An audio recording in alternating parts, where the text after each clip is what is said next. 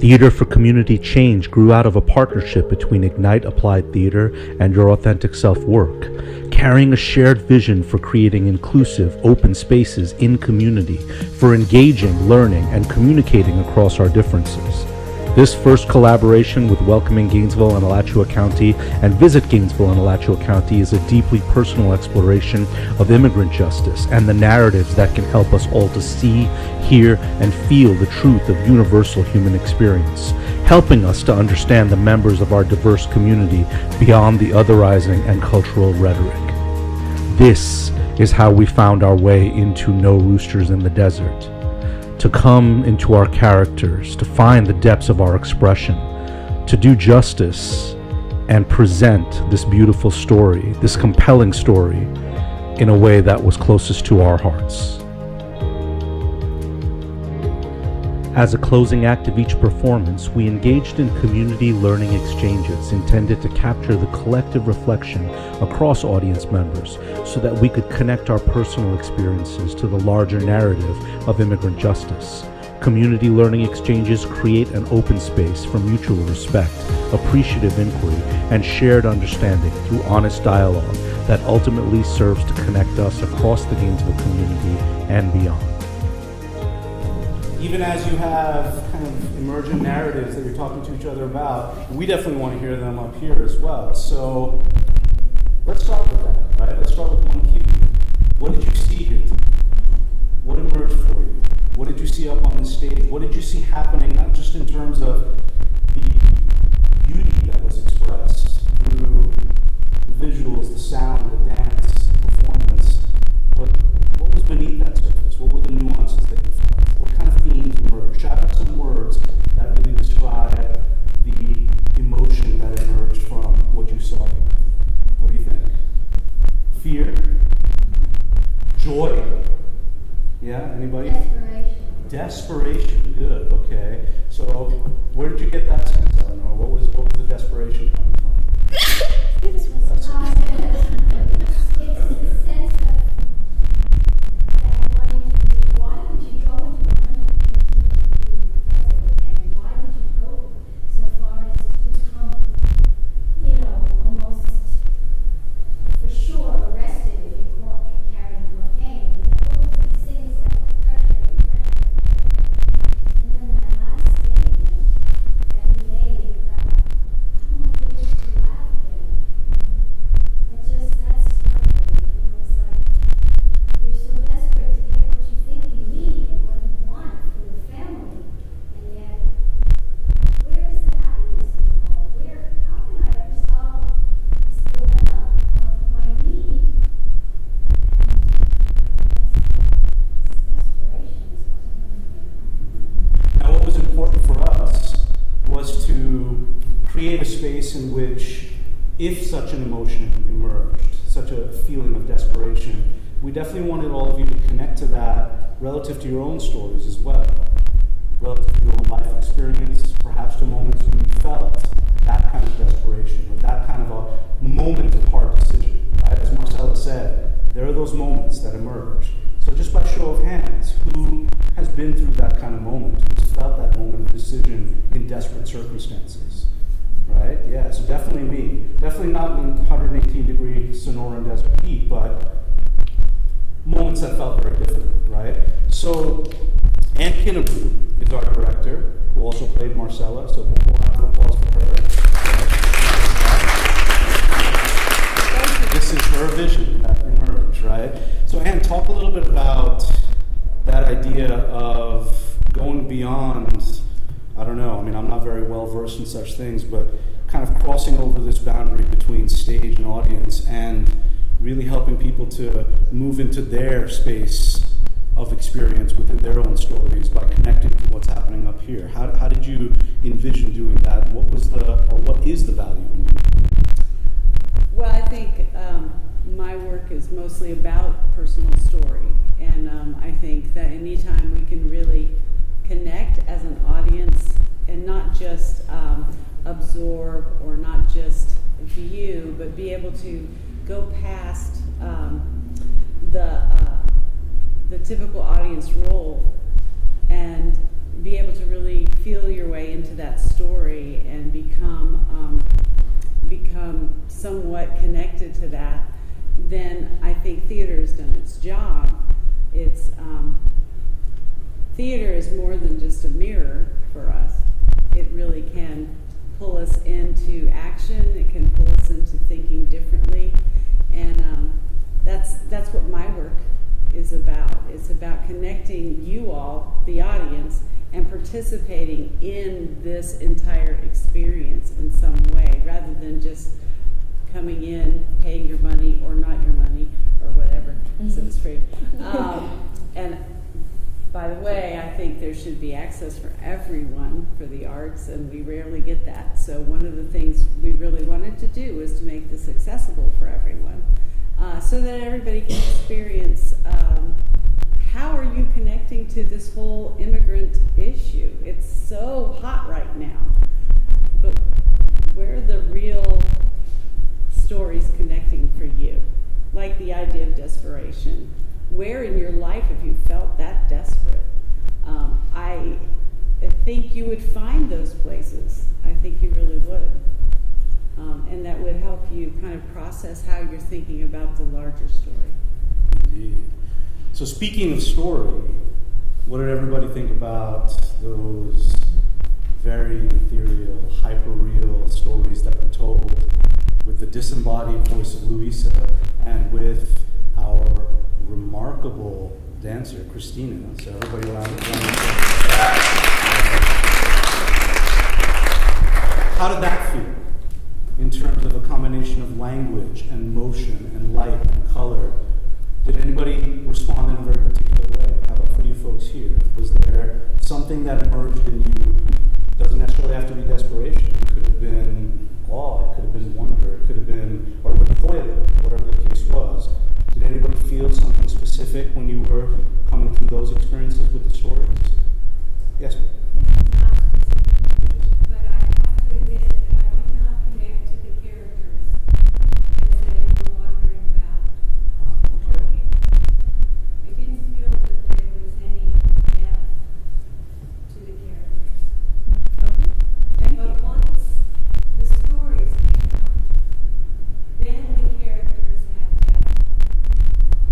So that's how I experienced the stories. And then each character had a personal story, albeit it was a very strained and exaggerated personal story, but it was still the essence. And essence is very important. Without essence, we don't connect. And I also thought that in dealing and feeling about the immigrant situation, without that kind of personal story and intensity, I tend to just hear it on the news. And I feel sad about that and angry about that. But I'm not connecting. So when you do speak about connecting to the story, so if there is a story that emerges, whether it's something that transitions from the news to a real experience that you can connect with in this community, because there are a lot of agencies, a lot of organizations, a lot of individuals that are directly involved in immigrant justice work, what does that connection do for you? Does that precipitate a sense of action? Does that precipitate a sense of involvement? How do you feel when those stories do emerge? Presently, honestly, I'm taking care of my dad who's 99. Oh, So I have no action, yes, other corrections. So absolutely. Makes sense. to have that action. But in general, if I'm motivated by personal stories and connection,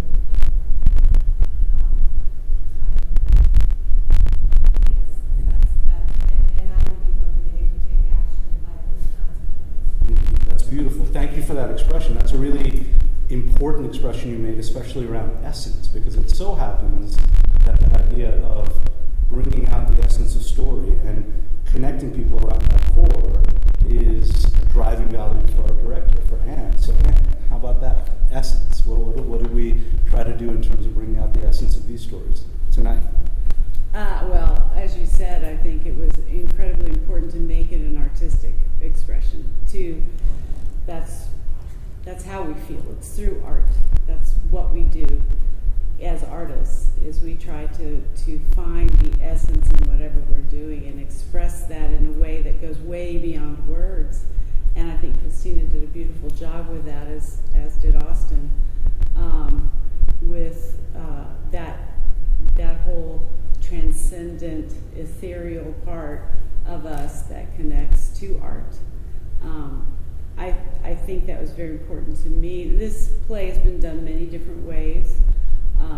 It's been done with simply some stylized movements, kind of hearkening back to the Day of the Dead.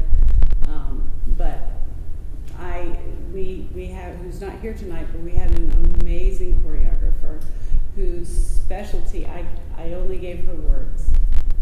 And her specialty was really being able to choreograph the story that would speak to that essence. And I appreciate really what you said about the stories kind of connecting and reflecting the actual personalities, because when you only have an hour and a half, there's only so much you can do. So let's think about that as well. In terms of finding our way into those stories, there were different vehicles, there were different pathways, right? And I'm sure all of you resonated with different aspects of it. There could have been individuals who resonated, like for you, with those very pointed stories that were told, which, by the way, maybe Anne, you could speak to that a little bit more. We didn't just make those up, right? Those are ancient tales that Anne actually found. So where did you get those from? Well, they were in the script. Yeah.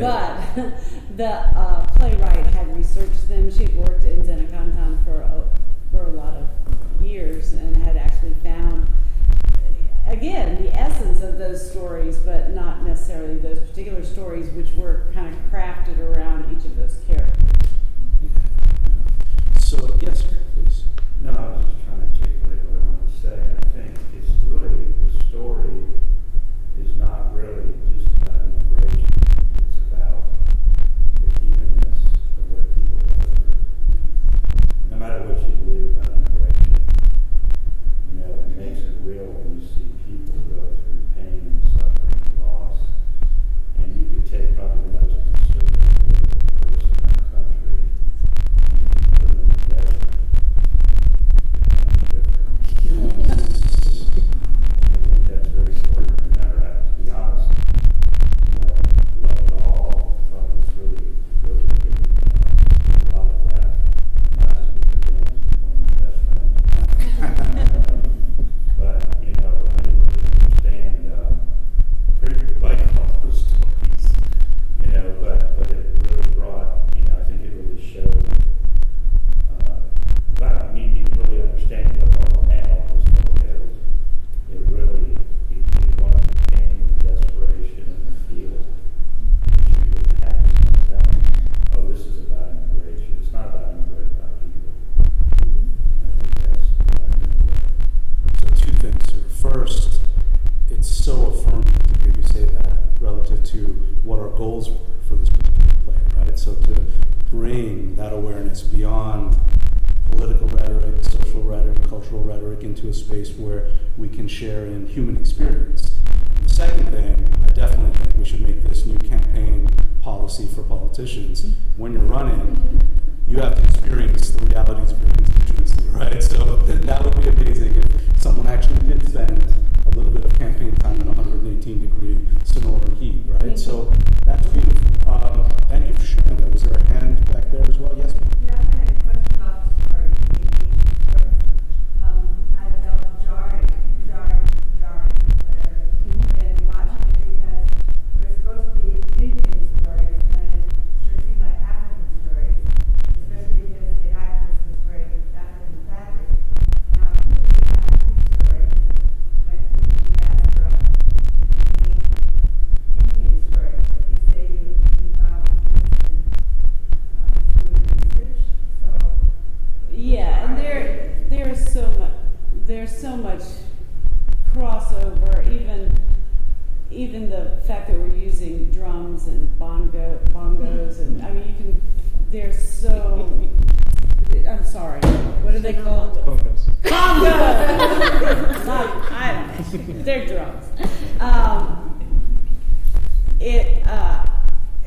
Some of it was the fact that we had X amount of money for costumes, and I researched a lot of getting in some sort of native type costume, and that would have cost us thousands of dollars. So, and I did not want to necessarily.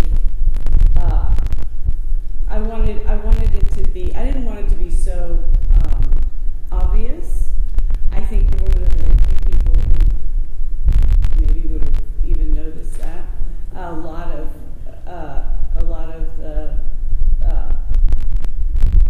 I guess the neck area was very, very ornate and all sorts of stuff. And personally, if you look at the fabric, it's not African. It's probably from a upholstery. What they sell in Africa. I think that kind of goes along with it, and just that it's a human tale, especially now. Mexican immigration is almost at its lowest point. Now there's a lot of Africans coming in. There's a lot of people from Central America coming in. It's not just the Mexicans against the world, it's everyone is trying to escape the terrible circumstances that they're in. And that's why, speaking upon the African diaspora, I know I'm not of Latin descent, but what helped me to come into this play was thinking about the Underground Railroad, of thinking about crossing a border to get to somewhere where you hope and pray that life is going to be easier for you and for the people you love. So, yeah, and I am of Latin descent, and folk tales, I feel like there's overlap of folk tales no matter what culture it comes from. Like if you look at old European folk tales before they became fairy tales, and and the Brothers Grimm and everything heard these from their grandmothers and then rewrote them and made them pretty for to publish. There's elements of people shedding their skin and becoming animals when they shed their skin or something like that. And my parents are Peruvian, and recently on a trip there, I remember finding a book of folk tales, not legends, because there are, those more seem like fairy tales, but I remember reading a story about a woman's head coming off in the night because she didn't drink enough water. So there's a lot of overlap in folk tales. I'm not familiar with African folk tales, but these tales were very native Latin American to me. And there's a huge, I love that this play also includes a native character, because that's a huge thing in Latin American countries. My dad will talk, or my mom will talk about how she went to a festival to serve food with her aunt, or I think her aunt actually sold jewelry. So she was selling jewelry with her aunt and her mom, and she's all the girls who sold stuff there had to be presentable, I think is the actual translation of the word, but what that means is white. You had to be light-skinned, and you had to have light hair. You couldn't be all dark olive skin. You couldn't have black hair. You couldn't be short. You couldn't have a hooked nose. And so there is this prejudice even within Latin American cultures against native people who look more European. That European look is more desirable. So I love that there was a native character in this play, and I actually thought maybe there was some overlap in our production, but the stories I thought were very accurate. Mm-hmm. There was intention. Perhaps that intention began by virtue of what was available to us to do in terms of the individuals that we worked with that comprised the cast. But as this production evolved early on, there was an understanding amongst all of us here that the intention of presenting this particular production in the way that we did, with the cast that we did, with the backgrounds that they did, come to us with, that was something that was very reflective of what is actually going on, as Jessica was talking about, within the spaces of immigrant justice. What Jessica said is also reflected in visits that we've made. I don't know how many of you may be aware of or have gone to the Baker Correctional Facility up in Clenny, Florida. That is well, yes, definitely. I know some folks over there. Yes, you are required to raise your hands. But it's very true. The majority of immigrants that I've had the privilege of working with just for a few different visits that I've made are from African nations, and less so from Latin American nations, and profoundly less so, as Jessica mentioned, from Mexico proper. So that is something that is emergent. So this is becoming a larger story of immigration that is actually very diverse, very pluralistic. Now, I wanted to remark on one thing. First, one other round of applause for our musician, Austin. So let's do that.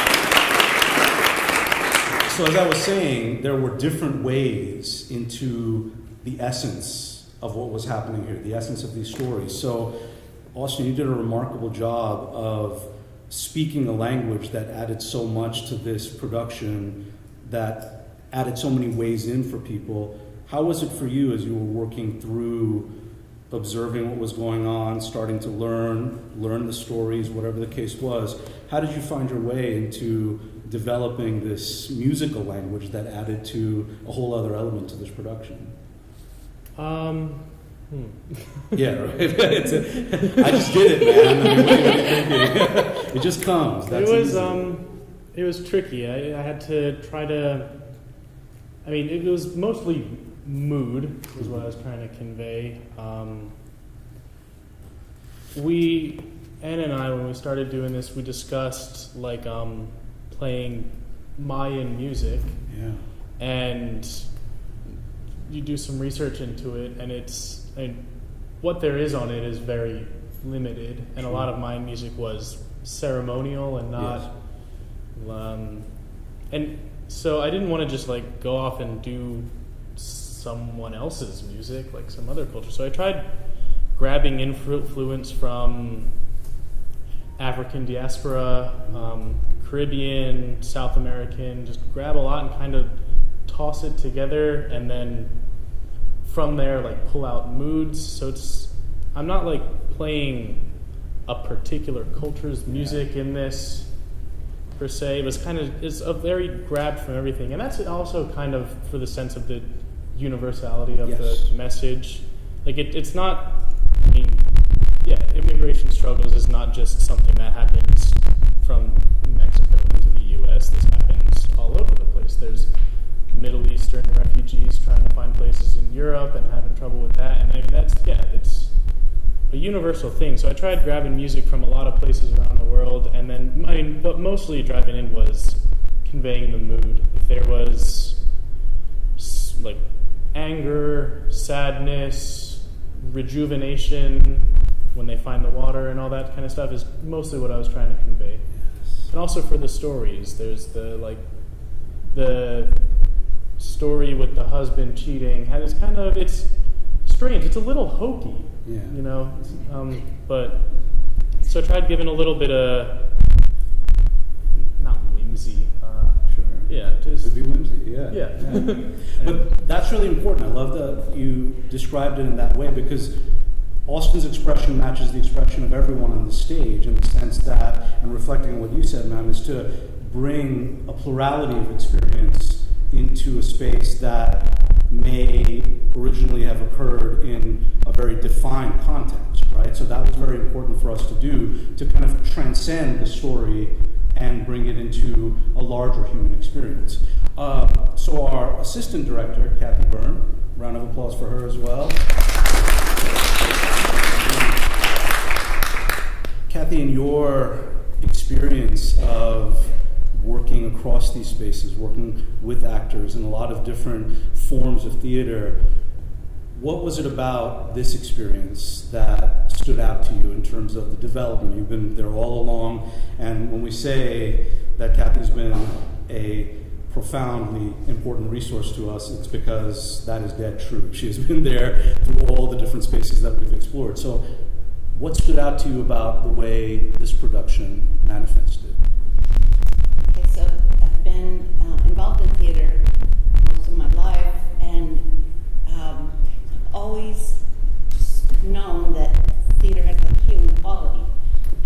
and that I've understood about the relationship between performers and the audience and that connection.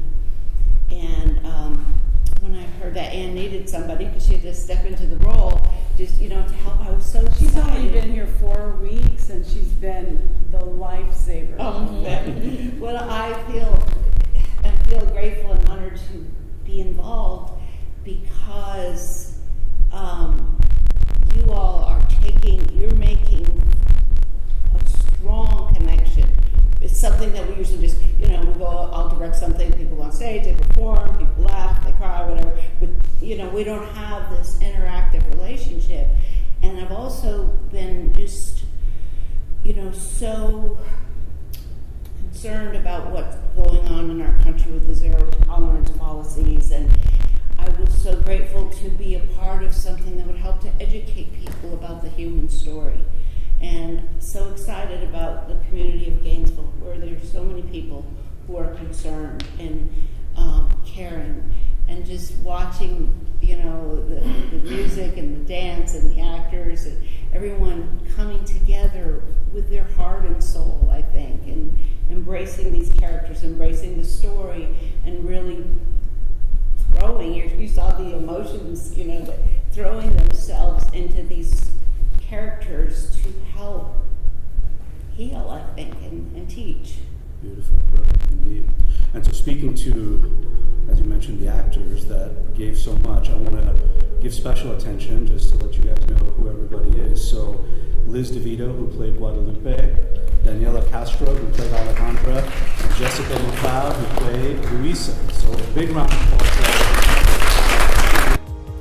This play was a very real way into the very real stories of fear and hope and regret and triumph that mark the human experience, told from a space that we often overlook, comfortable in our routines of privilege, convincing ourselves that this isn't a world in which the most basic human needs like home and community and safety are out of reach for so many. This is the story we have to find ourselves in, so that we can take a decidedly human approach to the needs of undocumented members of our community. We've crossed the Rubicon. We can't shut ourselves off to a world that looks consistently to the potential this country represents. We can't meet such pure hope with a cruel iron hand.